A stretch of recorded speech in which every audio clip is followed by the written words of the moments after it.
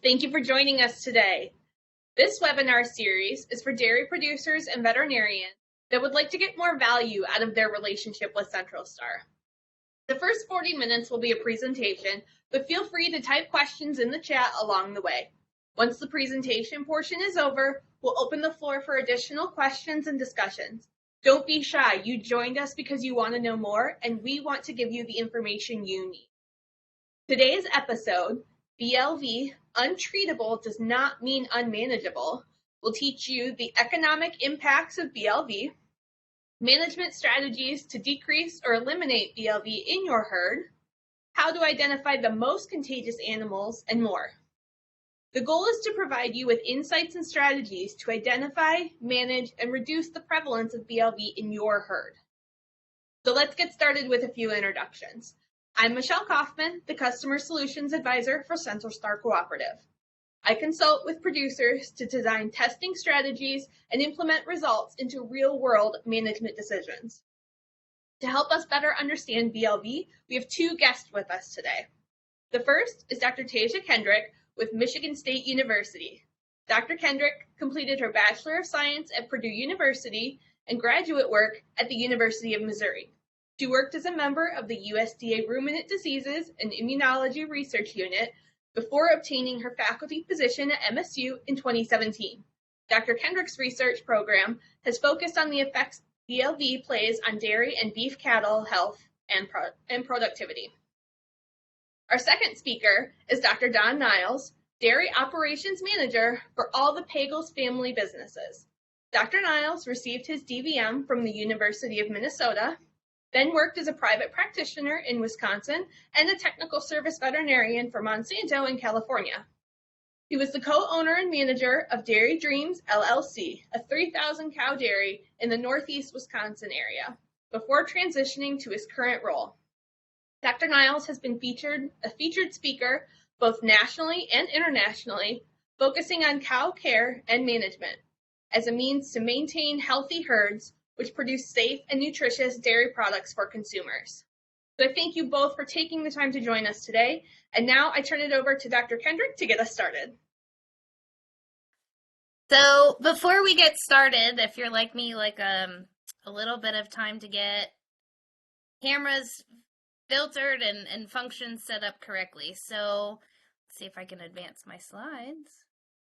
If you put your camera or anything pictured in this black box, you won't miss anything that I've put on the slides. So if you want to, I'll give you a minute to move things around and get your camera set up so you won't miss some of the text or pictures or images on the slide. Okay, I think we're ready to go. Hopefully you've got your camera up in this right-hand corner. And I'm super excited to talk to you and share some of the work that we've done or others have done on bovine leukemia virus and provide some insights on how you might be able to manage or mitigate it on your farm or farms that you consult with. So bovine leukemia virus is a delta retrovirus. Ignore the solid terms. Really what happens is this virus, once it infects its host, it joins within the DNA, the cow DNA, in B cells or lymphocytes, and all that is a type of white blood cell. So this virus lives in the blood and is a circulatory virus. An animal that is exposed and infected with bovine leukemia virus has a lifelong infection, and currently we have no vaccines to treat for it. And a lot of producers aren't looking at it or aren't concerned with it. When we did nationwide studies, we found about 90% of the U.S. dairy herds were infected and 40% of the U.S. beef herds. And I know that that's a higher estimate than what was provided on the flyer. And I'm here to tell you that we've collaborated with Kansas State University, and within 3,000 cows that they have sampled within eastern Kansas, they found a 96% infection rate. So it seems like what we're seeing in the beef herds is approaching what the infection rates are in the dairy herds as well. You think about it, more virus in the blood or in a drop of blood, it has more of a chance to infect its herd mates. So animals with more virus in their system, more virus in their blood, are more infectious to their herd mates, and that will come in handy and important when we talk about managing this disease on your. A little bit about the disease progression, and the thing that frustrates me with BLV is we have this first infection. BLV comes into the blood system and incorporates into the host DNA, and it can lay in that latent stage for a while, and maybe the rest of the animal's life. Again, I want to get at that this is a virus that lives within the blood cells, the white blood cells in blood. So infections can happen anywhere where there's blood transfer. So reusing needles between animals, reusing bleeding sleeves if there's blood drawn there, biting flies can be an issue. There's studies looking at in utero, so the virus passing through placenta, and colostrum is also another place where we have some discussions about virus or antibodies to it found in colostrum of animals. So some animals, like I said, will remain infected with BLV and never really progress very far, but other animals become aleukemic or move into this persistent lymphocytosis. So all that is the B cells that are harboring BLV replicate and multiply, so therefore the virus replicates and multiplies. The white blood cells, or the B cells that it's contaminating, if you want to think of it that way, are unable to do their job. So these animals are immune compromised. So if you're not looking for BLV, it might not rear its ugly head with these animals, but these animals are immune compromised, so things aren't functioning as well as they could be or should be. And we'll talk about what some of those things are in a little bit. A lot of animals, most cases, so about 30 to 40%, upwards of 50% will live in this aleukemic or persistent lymphocytosis stage. About 5% of the animals,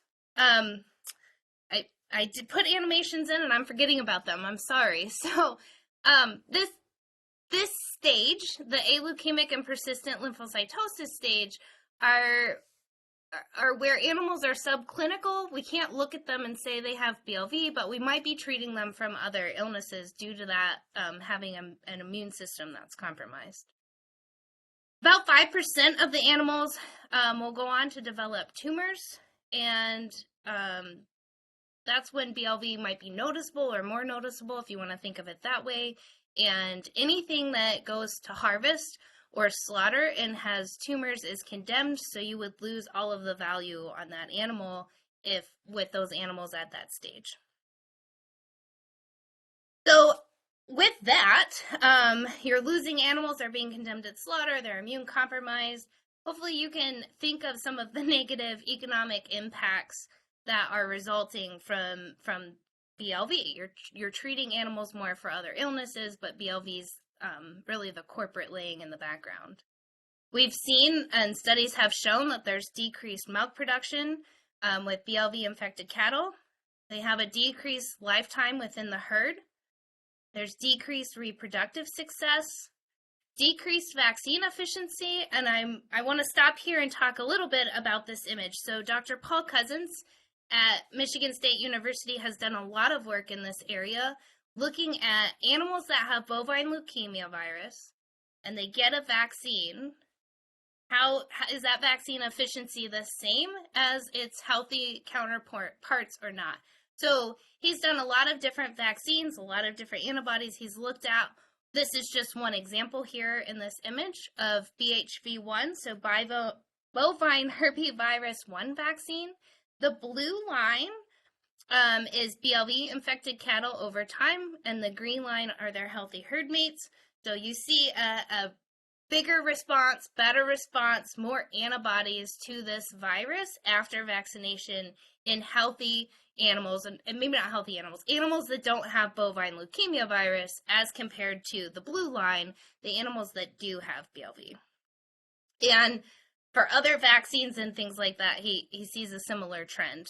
I'm happy to share any of that information if you have questions later on. Because of a lowered immune system with animals with BLV, they have an increased susceptibility to secondary infections, so they're not able to fight it off as well as their healthy counterparts. And lymphosarcoma is the #1 reason for condemnation at slaughter. So that's that tumor growth, and that's the #1 reason why animals are, those producers or the money doesn't get used and the carcass gets thrown away. The other thing that I've stressed when I've talked to really anyone about BLV is dairy beef industry, it doesn't matter. We're consumer driven and consumer perception matters and it means something. And so being proactive when we're talking about bovine leukemia virus and how consumers might perceive that and the animal welfare that it causes with this long laundry list here of things that are decreased and how the animal feels. They've got a virus that's hidden, they have a lowered immune system. Perception of that and animal welfare is something that producers, veterinarians, or anyone in science should consider when thinking about BLV. There are 2 CentralStar diagnostic tests for bovine leukemia virus. One is the BLV ELISA, and the other one is a qPCR that CentralStar calls the SS1 test. And they test different things. So I want to set up a little bit about what they test, and then I'd like to talk to you about how we use them. So ELISA tests for the presence of antibodies to BLV, and the test was developed in adult animals. So this is if the ELISA test comes back positive, the BLV ELISA test comes back positive, it's indicating that those animals have been infected with BLV and they have mounted an immune response to that infection. Once they mount an immune response, they will continuously have a positive ELISA. The BLV PCR, the SS1 test, amplifies the amount of virus that's in that animal. So now, instead of looking for a mounted immune response or a reaction to an infection, you're looking at the active infection. Is there virus in that animal's sample? The sample could be milk or blood. CentralStar typically runs blood for SS1 tests, and it gives you a value, right? So how much virus is in that animal from that sample that you've submitted. And we use that, or producers have used that, to rank their animals when they need to make some culling or management decisions. So the way we use these 2 tests typically, and I'll show you some evidence that we see it works, we would test, or CentralStar would help us run BLV ELISAs on milk samples, and those milk samples might come from your monthly testing. Any ELISA positive sample is indicating that the animal has or has had an infection. And so we go on farm and sample all of the ELISA positive animals to get the SS1 results, which then tells us, okay, they have an infection, but SS1 tells us how much virus or how much infection they have. So a higher number, more infectious to their herd mates, that might be the animal that, if you're looking to cull some animals or lower the prevalence of BLV in your herd, you would start with those animals first. So I need to send props to my PhD student. She did her proposal defense a few days ago and organized the slide in this way, and I thought it was a really nice way to explain different management strategies or mitigation strategies for BLV control. There's simple day-to-day things. So if you're looking to lower prevalence or address prevalence without the high dollar items or the longer time points to look at, there's some things that you can implement today that would help. Testing is always good. Let's see what your prevalence is, that with those ELISA tests. Needles and sleeves, because of that blood-to-blood transfer, we've seen some farms that work from negative animals to positive animals, and that would decrease the chances that a positive animal, right, would be infecting the negative animal from the needles and sleeve use. Or you change them between every animal, and you eliminate that chance of that spread of infection. There's new technologies being developed what feels like every day. So Dr. Niles or Don will talk a little bit about this, what he's implemented. One thing that I've seen is a pulse gun, and that's probably a name brand and not just the piece of equipment, but it's a needleless system for injection. So if you're not using needles, you take away that risk of blood-to-blood transfer. Of course, preventing infection. So anything you could do to mitigate the blood-to-blood transfer. Then there's big picture management control items. Testing's also there. Implementing the strategy I explained earlier, where you're looking at ELISA, seeing where your prevalence is, ranking animals on their viral loads or that SS1 test, and then culling animals. You're monitoring animals to make sure they don't progress in the disease faster than others. You can segregate some of those positive animals. We've had some producers that place SS1 positive or animals that have the virus on a do not breed list, or if they're milking, and they'll milk them out and get rid of them after that lactation, if we're talking dairy.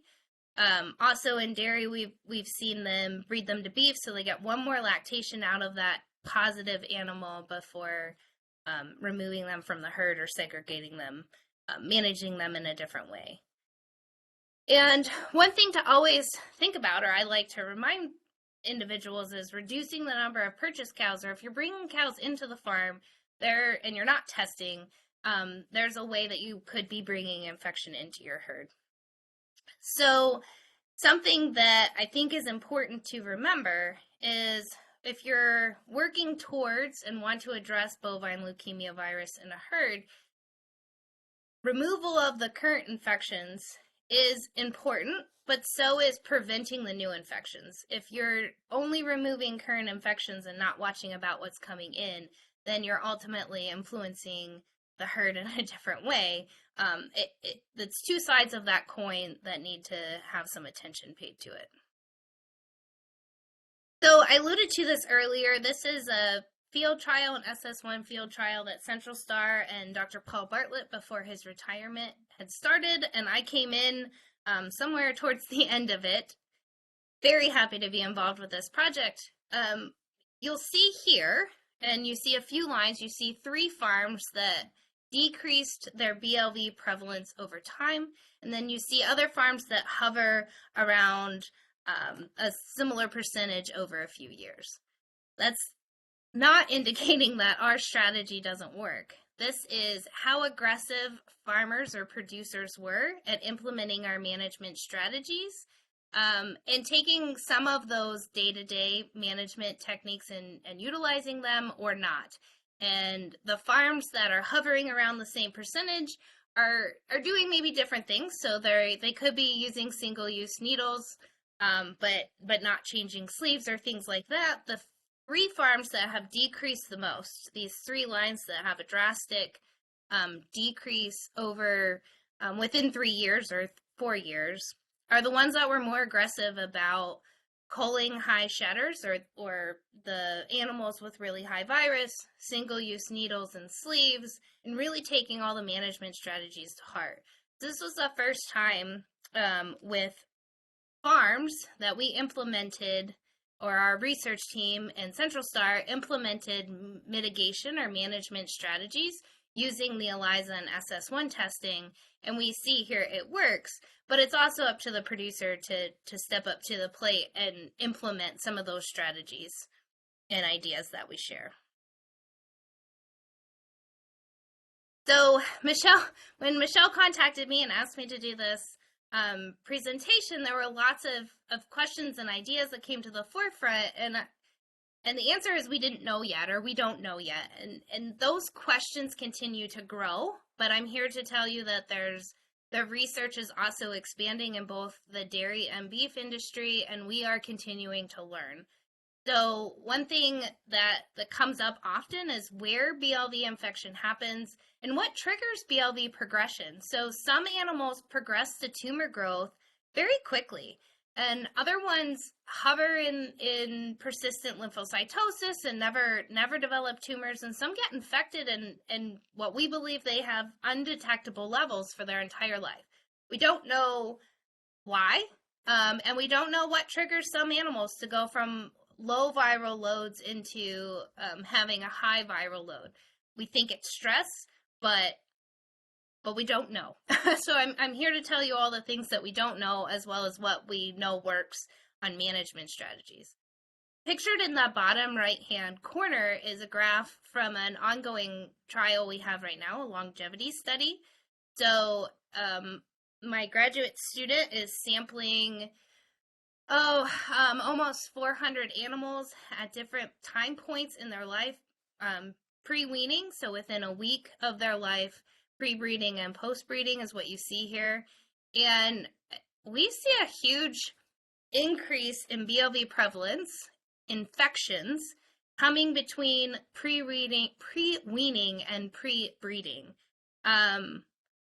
These are different farms doing different management strategies. It's like I would say any good research project, it leaves more questions, but I wanted to share it with you today. This is an ongoing project. We still have animals coming in to see how these prevalence rates shift, but we weren't expecting to see it, and we see a peak. So some infections, or most of our infections, are happening somewhere in between that week of age and right before they're bred. Some other research that's going on are associations with bovine leukemia virus infections. I was just at a conference where they looked at, in beef herds, anaplasmosis and BLV to see how they don't play well with each other. But there's also studies that look at pregnancy rates, body condition score, health status, you name it. There's studies ongoing or hopefully in the future that will look at associations of BLV infection with other traits. CentralStar and the Research and Diagnostic Lab and some others are doing some dam-to-daughter BLV infection research and looking at downstream associations of those calves born to positive dams.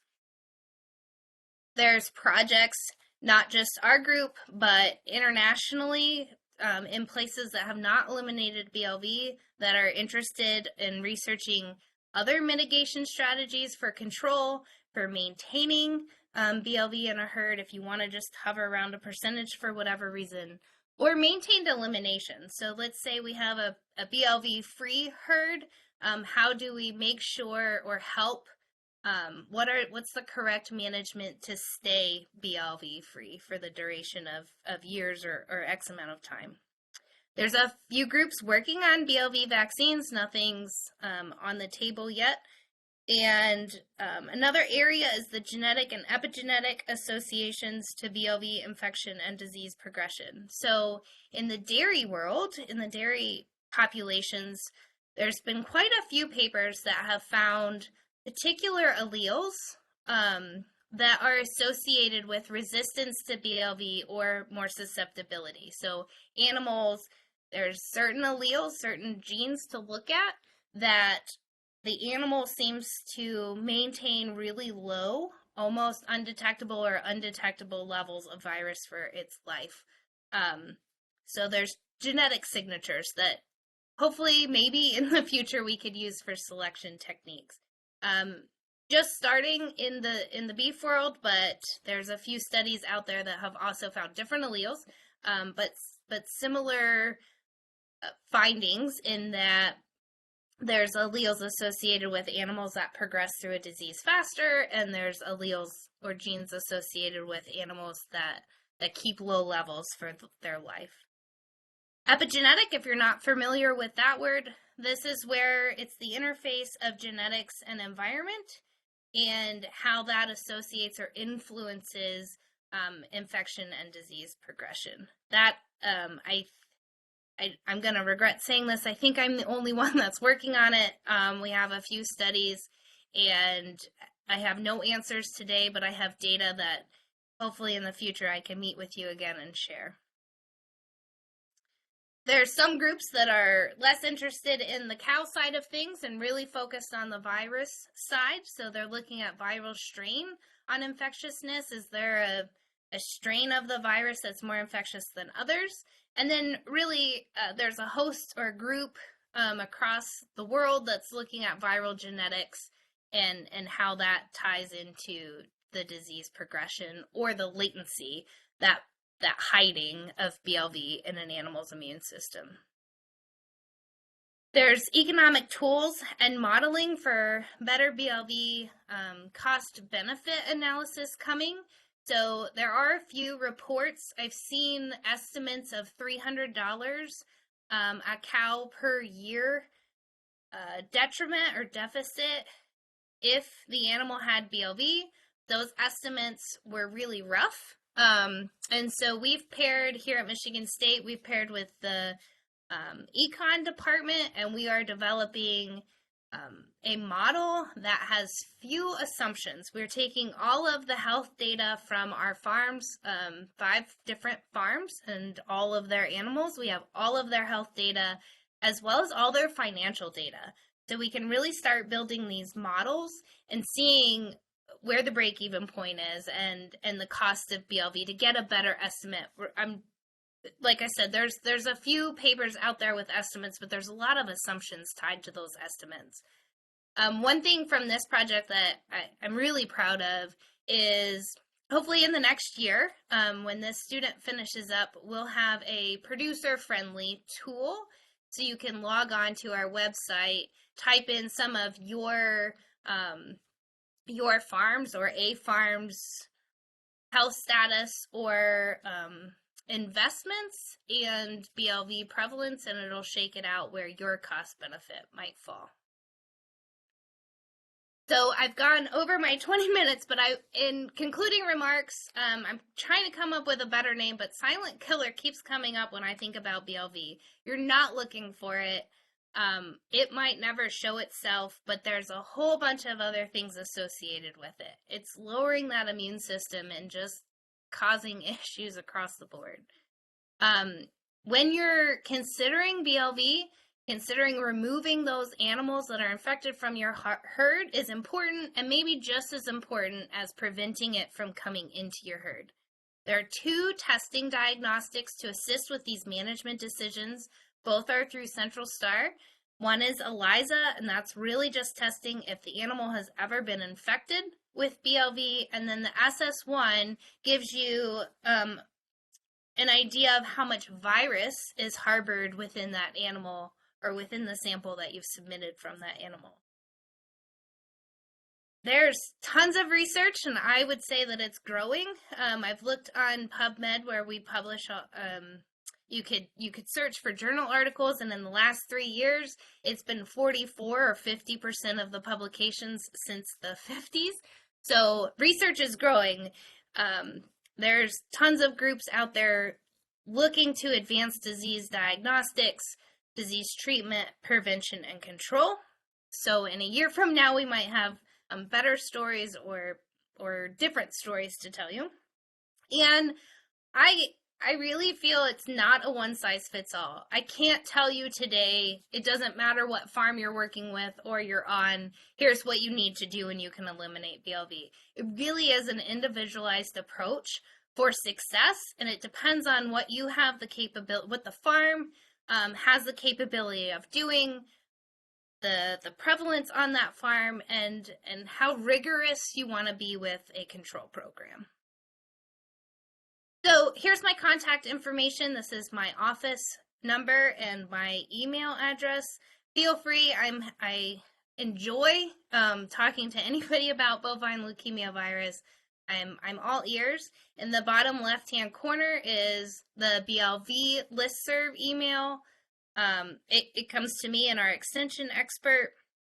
And if the QR code or the website is underneath that QR code on the bottom right-hand side, and that's our BLV website that we try to keep updated. So if you want to dig in any more about some of the things I talked about today, read some of the literature or listen to a webinar about particular research projects, you can view that on the MSU website, BLV website. One shameless plug is we have an All Things BLV meeting coming up November 8th through the 10th. It will be in East Lansing, and this is a 3-day conference that the first day and a half will be science talks, science seminars, get into the weeds with the research. We have a keynote speaker in the afternoon on day 2, and then we transition into applied. How does this apply on your farm?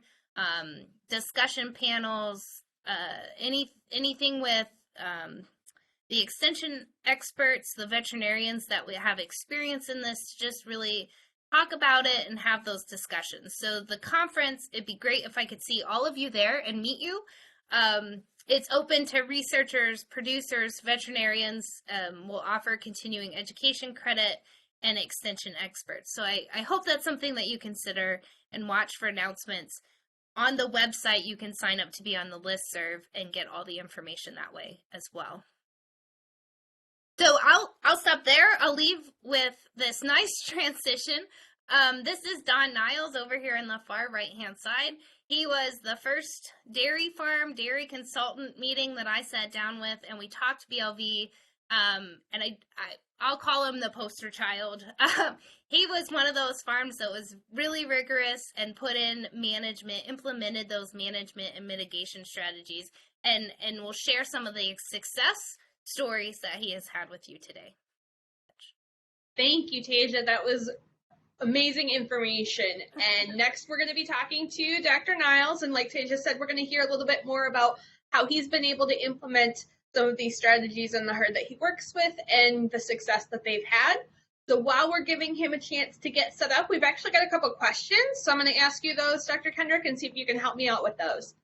So the first one is, I have a cow that tested positive for ELISA, but no viral DNA for PCR. What does this mean? Yeah, that's a great question. So, like I said earlier, the genetic studies that we've looked at, and it's not only in our group, it's other groups. Those animals that are ELISA positive, but maintain undetectable levels of the virus seem to, it doesn't progress in them. The levels are lower than where the threshold of that testing could find it. That doesn't mean that animal's never going to flag up and come into an SS1 positive result, but that's the point of retesting. So we believe it, and if anyone from CentralStar Research and Diagnostic wants to cut in, I'm fine with that. But a negative SS1 is there's viral loads lower than their detectable level, so they're really low viral levels. I think the key point there, like you said, is that doesn't mean they're going to stay like that. So continuing to screen that is extremely important. We've got one more that actually might fit better with Dr. Niles, but we'll throw it in here and see what you think. So he says, we've seen lymphosarcoma rates much greater than 5% in a herd. Any ideas why? Could there also be other routes of infection, such as water troughs? We've seen transmission on farms with excellent preventative measures, but cattle shared specific pen spaces. Yeah, so that's an excellent question, and I'm thinking in the last few months I've had a lot of calls and conversations with beef producers, and they're telling me something very similar to what your question states.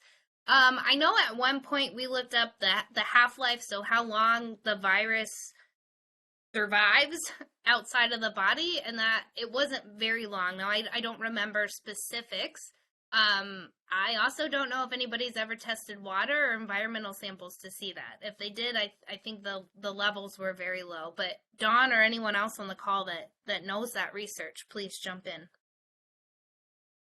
And like I said, maybe Dr. Niles, as he goes through some of the things that he's implemented, maybe we'll get some more insight into that. So for now, we're going to turn it back over to Dr. Niles, let him talk to you guys a little bit about what he's done specifically, and then we'll go into some more questions afterwards.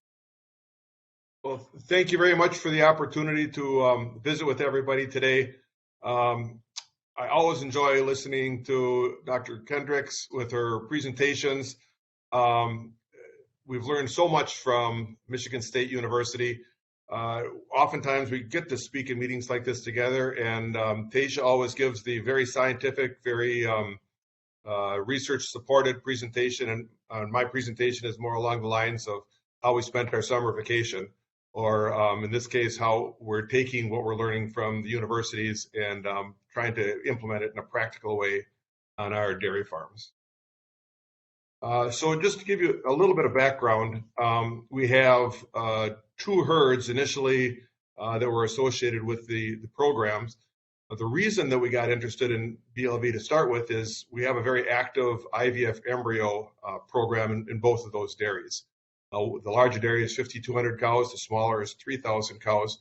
But between both those sites, we implant about 800 embryos a month from bull studs for their next animals coming down the pike. And that got us particularly interested in leukosis control because the bulls that were born to dams that tested positive, ELISA positive for leukosis when that calf was born, those bulls were not able to be used overseas until they're about 4 years old, which in bull years is ancient, of course. So there was a lot of motivation to our customers or people bringing the embryos for us to give birth for them to minimize leukosis as much as we could, because we never knew if the next animal being implanted was going to be just a ho-hum bull that would have no future, or in some cases will turn out to be the top bull in the world genomically. And then there's a great deal of frustration on the bull stud's part if that bull wasn't able to be used freely. So we started playing around with BLV control, looking for a lead on this, and that came from both Michigan State and CentralStar with the research they had on some more techniques for identifying and controlling the disease. And that's what we'll be talking about today, how we've implemented those on our farms. Our original program several years ago was to do a BLV ELISA test on all prospective recipient heifers. So any heifers before they were implanted would be tested with an ELISA test. If they were positive already as heifers, then we wouldn't implant them because they'd certainly still be positive as a fresh lactating animal. So we were basically using this BLV ELISA test to differentiate. Positive animals would get semen and be our replacements. Negative animals would be available for the ET embryos. One limitation with this program, however, is that some ELISA negative recipients were ELISA positive by the time they came fresh. And that got us starting to look at our own management. Where could some of the gaps be that we thought we had good biosecurity? We thought we had a pretty clean facility, but we obviously had a leaky bucket. There were some sneaking through the cracks. So we wanted to dig into that deeper so we could have better control. So our decision was made at that point to adopt a more effective biosecurity program. And our initial switch was to start using single-use needles or do needle changes on all our injections. On vaccination day, we'd be changing needles for all the cows and all the heifers and all the calves we're vaccinating. Switch the needle after each injection, and we'd put the used needles in the old Posilac Sharps containers that we all had laying around collecting dust on the dairy. And that step of changing the needles was obviously very tedious. It was very unpopular with the staff, people giving shots. One reason, of course, is there's a reasonable chance of needle sticks anytime you change the needle. And if you change a needle 3,000 times in one day, there's a pretty good chance somebody's going to be picked with the needle. So very unpopular, but our employees were willing to do it. After a while, however, we came upon the pulse needle-free injection system, and we'll be looking at a couple slides shortly. This was an air injection system that would actually force the medication through the animal's skin, either as deep as the muscle or into the subcutaneous area. So you could use it for any reproductive shots, prostaglandins, GnRH, and we could use it for all of our vaccines. That was a huge improvement with the staff morale as far as giving those injections. We've always kind of joked that if you want to, sometimes your employees are not too anxious to use new technology. If you have them change needles first for a while, they'll be really motivated to try something that doesn't involve needle changes. So we'll look at the pulse a little bit later, but it's been very successful for what we're doing. However, with the needle-free injection or the needle changes, we started noticing we had more animals seroconverting or getting positive instead of less.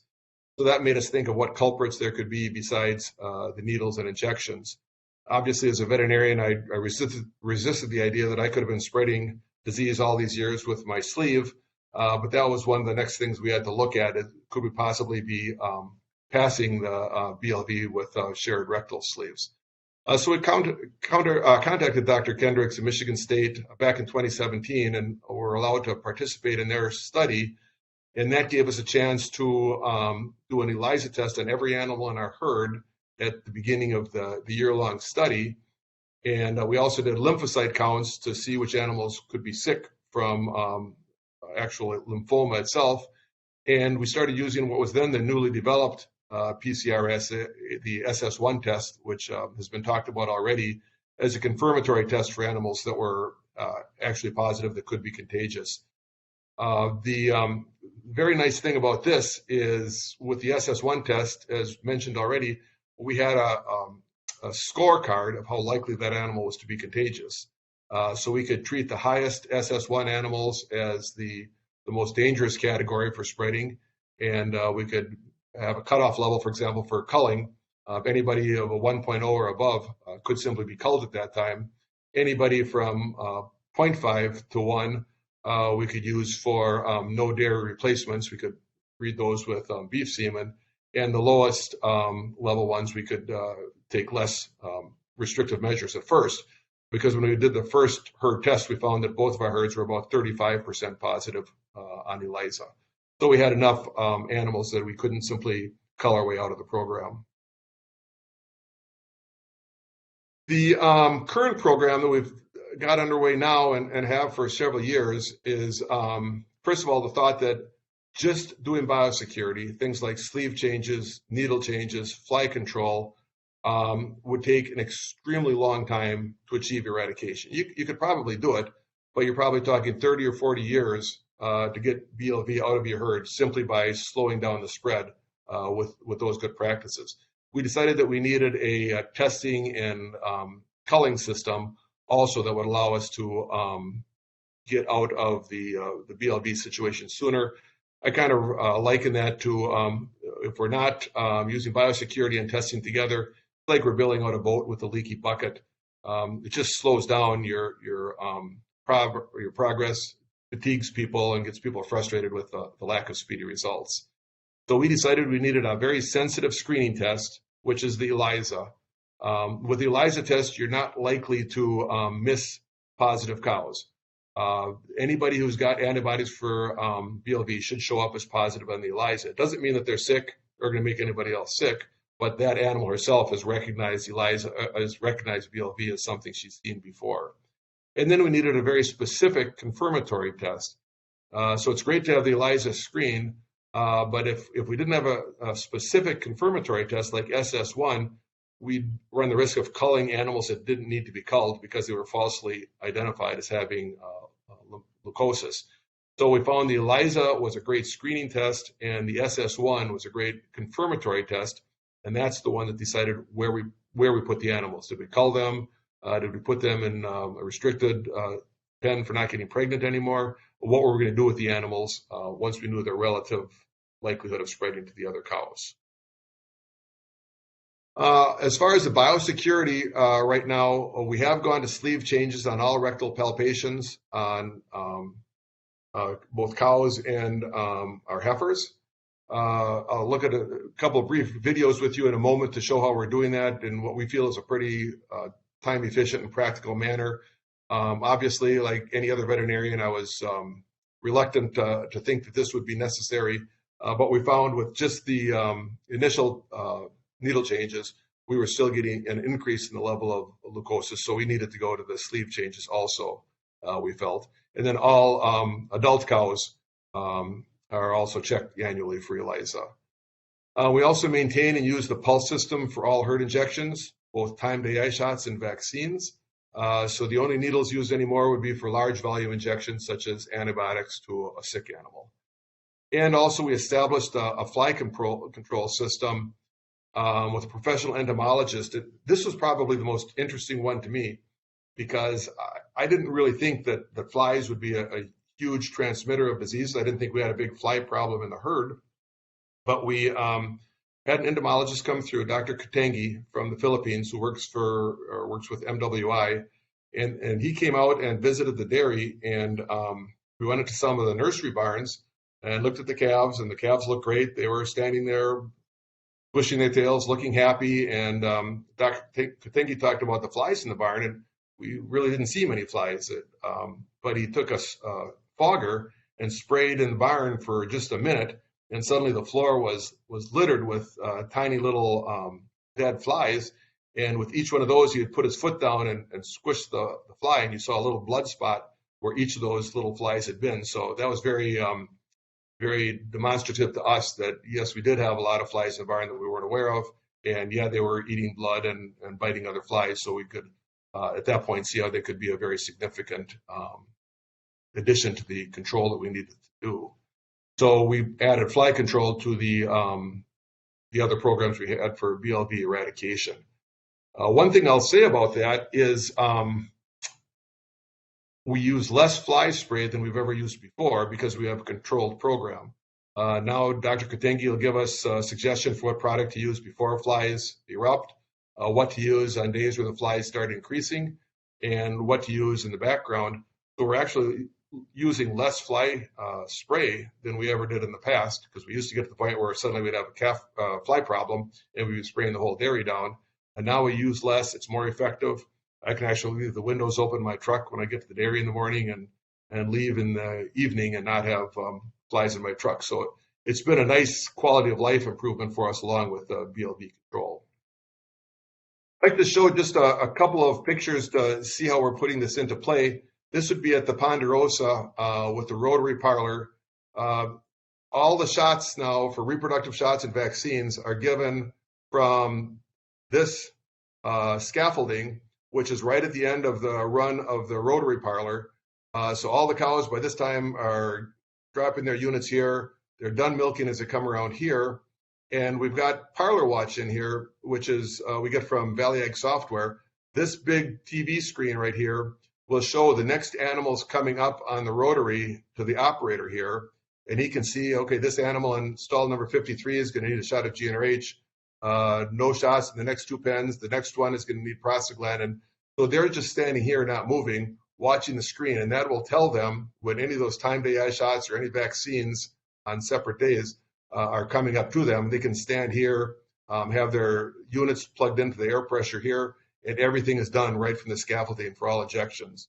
There's no more going out to the free stalls, no more headlockers, no reason to capture cows out there. We can take care of all these injections right from this system.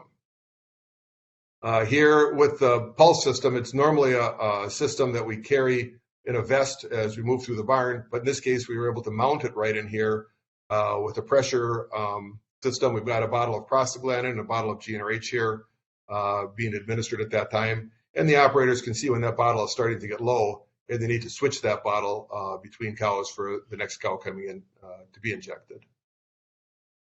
Here you can see the screen that they're watching. This is showing the next animal coming and on down. We've got one person who's doing any injections. We've got one person doing chalk for or paint for animals that are going to be bred. Lastly, to just see the system in action, this would be the parlors that's coming around.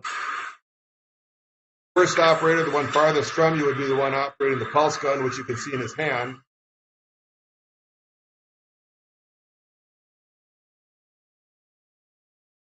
Just reaches up, it makes a little puff of air. It's much less objectionable to the cows than a needle being stuck into them. And he's able to do this in a low stress manner, just get through all his vaccinations as the animals come around from him without any need to lock up the cows. Dairy Dreams is a little different. At Dairy Dreams, we have a double 42 parallel parlor. So here the cow heads are pointing out towards the operator instead of the rear ends as they would on the outside of the rotary. So here what we've got is the pulse system. Now he looks kind of like kitted up like a Navy SEAL here because we've modified this. So in this case, he's got not just one gun, but he's got two. He's got one for the prostaglandin and one for the GnRH. And then he's also got his tablet here that'll tell him when a cow shows up with his wand, which shot she needs that day. Also with the vest, it normally comes when you're walking out in the barn with a compressed CO2 canister to pressurize the system. But since we're doing this in a parlor, we were just able to hook up to the compressed air that runs everything else in the parlor, and that just moves down along with him. It's hanging from a wire above. That'll just move with him, so he's got a pressurized system without carrying around a heavier tank. This is the system in the back. This would be if you were kitted up with a tank to take out into the barn. Here's the pressurizer. You can read the pressure on the dial while you're operating. Your pressure line comes in here, and then the air pulse for the vaccinate or for the medicine comes through the coiled hose. So now here in the parallel parlor, where we're coming from the front, same thing. He'll be scanning these cows with his wand because we don't have parlor watch for that. And as he finds a cow that needs to be treated, he'll take care of that as he goes.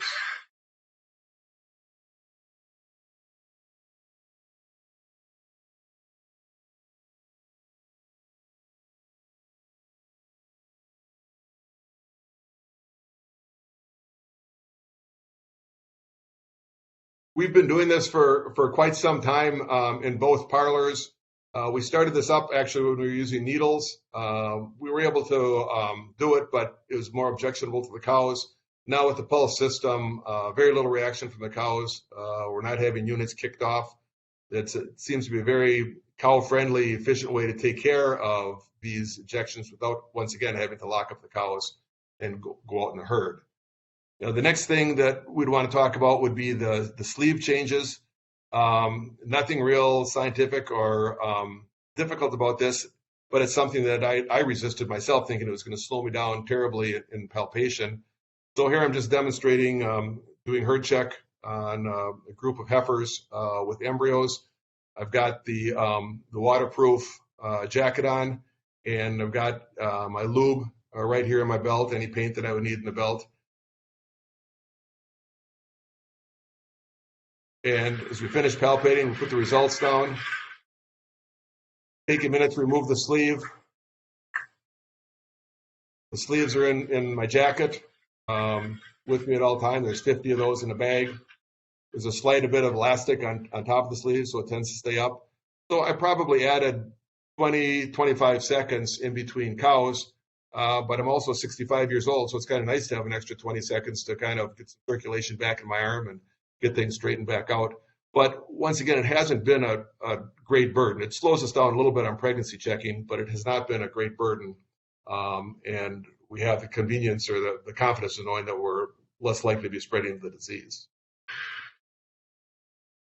With the people that are younger than me and use ultrasound machines, we've got a system where we can put the sleeve over the ultrasound machine. Well, that'll be demonstrated here in this video. Here, Santos is finished doing his ultrasound scan. He takes the sleeve off the scanner and disposes of that sleeve. Then he'll put some lubrication on the probe, and he'll invert the sleeve that was on his palpating arm, and he'll use that for the sleeve over his wand.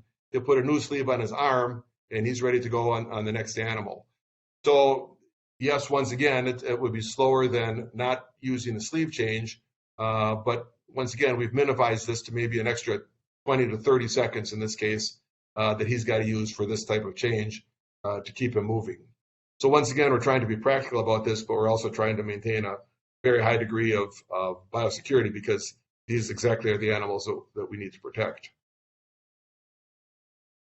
Lastly, on fly control, it's hard to take a picture of fly control, but this is just something that Dr. Kotingi recommended. Is you don't really know when fly pressure is starting to build in the barn before it becomes very, very much of a nuisance. So we take these bright white boards that attract flies, we'll spray this with insecticide, and then we'll just leave that up in the barn, and it's at some point late spring, you start noticing that you've got some flies, dead flies sticking to the board here. They stand out really nicely. And that'll tell you that you're getting to the point where you do have some fly pressure. You might not be noticing it yet, but that would be the time to start your fly control in the barns. far as the current program for testing, we're using the ELISA for screening, as I mentioned, the SS1 for the confirmatory test. And at this point, we have any SS1 positive animals found. There would be 1 or 2 a month are sold immediately. Any ELISA animals were kept but are checked for SS1 each year. And we're getting to the point now where we'll find 1 or 2 more cows a month that are positive and need to go. So we're getting very close to the cleanup point. Once again, the SS1 for the confirmatory test, and using that to tell us how likely infectious the cow is. On the slide, you can see earlier, we used the SS1 value as a throttle for what animals we wanted to treat as highly contagious, which ones were slightly contagious, and which ones were not contagious at all. And the SS1 test is very valuable for that. Our future needs would be, we're not going to have positive animals very much longer. It's taken about 4 years and will be eradicated. We'd like to do some cheap testing to find out if we start having animals crop up and at some point get away from individual testing because we've achieved such a low positive level. This is something we're challenging CentralStar and Michigan State with helping us figure out. Should we care about leukosis? Only 1% of us farm anymore, 99% eat food but don't farm. They're expecting from us basically clean food, whatever that means. But I think it means to some degree that the food comes from healthy animals that live good lives. So that's one reason I think we should be giving a little more focus to, do we need to get this controlled in our herds. BLV is a retrovirus, as Dr. Tasia already mentioned, and that's the same category of a virus that causes AIDS in people. So it doesn't say that BLV causes AIDS or BLV can even make people sick, but it's enough that it will get people's attention, especially if it's overplayed in the media. Another thing to consider is if we stopped wiping teat ends with alcohol swabs, we'd very likely get 1 or 2 toxic mastitis shortly thereafter, and that would tell you that you made a mistake. If we transmit BLV by a sleeve or a needle, anytime that animal shows up later with a problem, whether it be in lymphoma, when she's culled, or other problems, it'll be so far from the sleeve that caused it or the needle that caused it that we won't make any connection in our minds. So we really have to take it on scientific basis that we are transmitting this disease, and management techniques can allow us to stop transmitting it and eventually eradicate it. So that's what I had to share. I think I probably went over my time too, but I'd be happy to help with any questions if there are any. That was wonderful. Thank you, Dr. Niles. I really appreciate all of the information. So I know we're getting close to our time limit. We do have a few questions in the chat that I want to throw out there, and then we'll see if we've got any more time. The first is, when it comes to cow-to-calf transfer, would colostrum be more likely to transfer BLV than milk? And if so, do calf milk pasteurizers kill the virus? That is an excellent question. So we know that pasteurization would kill the virus. There's still antibodies in that milk, so you're passing antibodies onto the calf or the animal that's drinking the milk. There's controversy in the literature whether those antibodies in colostrum fed to the young stock are protective or not, or benefit the animal later in life. So there's still research pondering that area. The difference between colostrum and milk, I don't know if I know enough to comment, but I'm happy to look into it and get back to you if you get a hold of me. I don't know, Don, if you have more to add. A little bit. Yeah. You've got the science, and we learn from you. I would say that we've gotten so low in our incidence now that virtually every new BLV animal we find, when we go back and look, had a positive dam. Now, that doesn't answer the question, did it come from colostrum or some other transfer from the dam to the calf? But virtually every new animal we have popping up now did come from a dam that was positive and is long gone from the herd by now. Yeah, and you're not the only producer that we talk to that tells us that either. So I agree with you. And there's more work in that area to be done. I will say, sorry, Michelle, I'm derailing. The comment earlier, I did find a paper when Dawn first started talking that they took air samples and surface samples and milk samples in a dairy farm, and they found BLV on those surfaces. Now, whether it's able to infect, I don't know, and they don't know. They just sequenced and looked for the virus. But that's also, when we're talking about calf care, maybe that's something to think about too. Absolutely.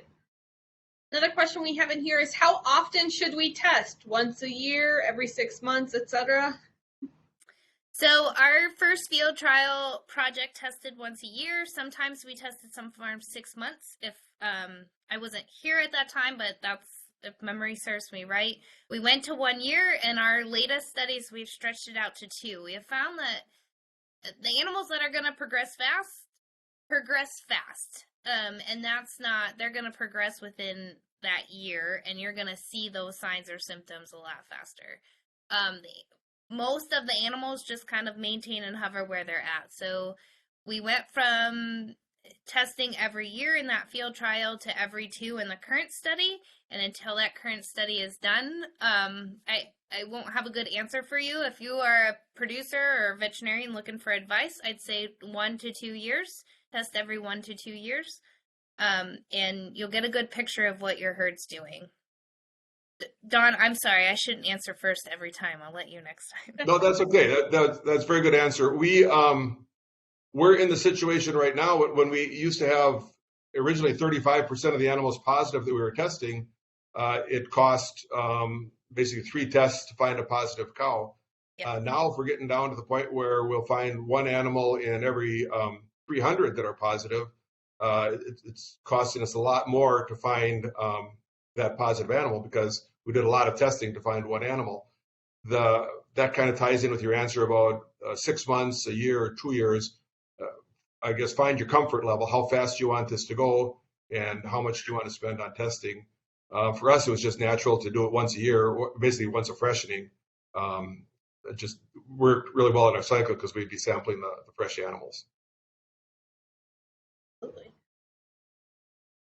Here, another question similar to the pasteurization, but specifically, is it effective on cows that have been positive with the SS1 test, not just positive on ELISA? Calves, so young stocker calves that are being fed pasteurized colostrum. I don't know if I understand the question. So it sounds like they're wondering if the pasteurization is actually going to work. You talked about how it is effective for positive animals. Is that specifically ELISA positive or the SS1 positive, where we know they're shedding a lot more virus? Sure. So if there's virus in the colostrum and you pasteurize the colostrum, it will render the virus so it can't infect the animal that drinks it, or the calf. Antibody status, if there's antibodies, my understanding is that will pass through the pasteurization process and into the calf, and then that's where the debate of whether that's, just in general, antibodies to BLV being fed to a calf, if that helps with the health of that animal then and later on. There's literature that goes both ways. Perfect. Thank you. Yeah. So since we're already a little bit over on time, I'm going to wrap us up with one final question. So if somebody is ready to tackle BLV in their herd, where should they start? That's a great question too. Dawn, where would you suggest they start? And then I'll feed off of your answer. I think what you designed for us is the whole herd test originally is the best way to start. Find out what you're dealing with. Do you have a 35% positive rate, or a 80% positive rate, or a 10% positive rate? That will help you design your program. And then start working with your biosecurity. The sleeve changes, which I thought were going to be the end of the world as a palpating veterinarian, I kind of like now. The fly control has been a great improvement in quality of life, and the needle-free injection, I think, works out very well for us. Each one of those things has actually improved our cow care or herd care, regardless of BLV. So I think that get an overall test of your herd and then use that to let you know how aggressive you should be from there.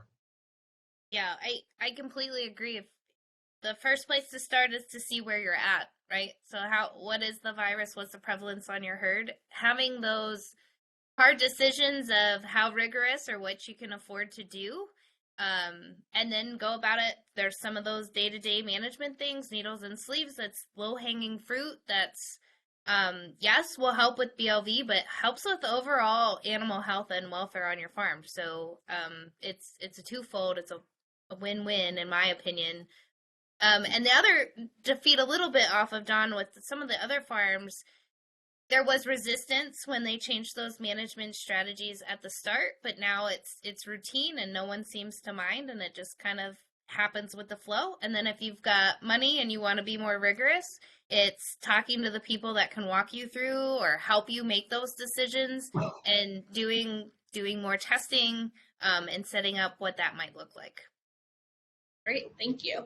Along with the getting that whole herd prevalence that they both talked about, I just want to reiterate that CentralStar has a herd profile test where we will test 40 cows, fresh cows, to give you an idea of what that whole herd picture looks like. And that's a really good way to start to, like they talked about, you have to know how much you have in your herd to begin with before you can start making some of those major improvements. And so you'll actually get some more information about that coming up when I send you guys a follow-up email later.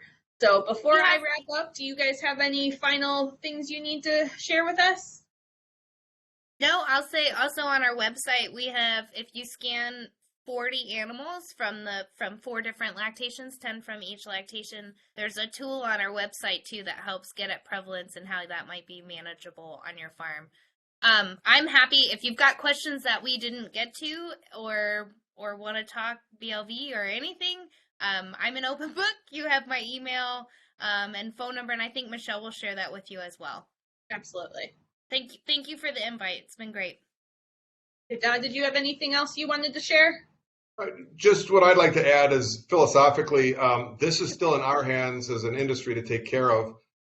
We lost some things in our hands to take care of, whether it be tail docking or BST or things. I think we want to keep ourselves in the driver's seat as much as we can and be ahead of issues instead of react to issues when we have no further choice. So that's just more of a philosophical statement. Thank you. So as we wrap things up today, I want to remind you all that if you would like more information or you're ready to get started with BLV testing, reach out to your trusted CentralStar representative.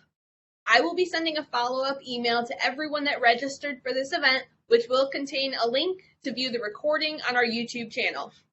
This series will continue with new content quarterly. The next episode is expected to take place mid to late April. If you'd like to register now, simply respond to the email that sent you the invitation for this episode, or respond to the follow-up email that you'll be receiving shortly. If you're watching this as a recording on our YouTube channel, hit the subscribe button and change your alert settings to all so you get notifications whenever we publish new content.